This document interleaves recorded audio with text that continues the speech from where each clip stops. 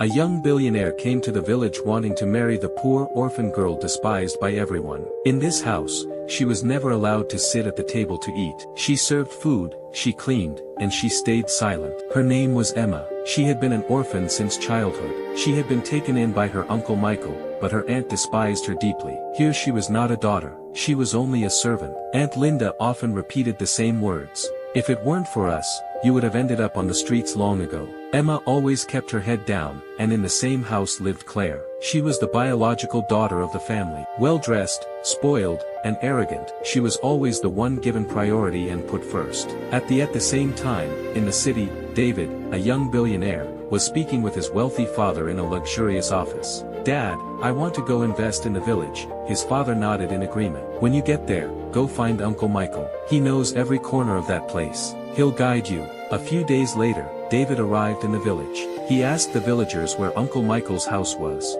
They pointed him in the right direction. He parked his car in front of the house. It was an ordinary house with an open yard. Michael was sitting in the yard. He welcomed David, and the two of them sat down together. Aunt Linda watched secretly from inside the house. "This guest is no ordinary man, you can tell at a glance." She quickly whispered to Claire, "You go bring him some water. Don't let Emma do it today." Claire stepped forward wearing a carefully calculated smile. David absent-mindedly took the glass of water. At that very moment, Aunt Linda suddenly shouted, "Emma, go fetch water from the well right now." Emma came out carrying a basin. With her head lowered, she crossed the yard. David lifted his eyes, and in that instant his whole body froze. The glass slipped from his hand and fell to the ground. Michael asked in concern, "What's wrong, son? Are you alright?" David did not answer, he only kept looking. Emma quietly walked toward the outside, silent and calm. Claire had been standing right in front of him just moments earlier, but he had barely truly seen her. But that girl,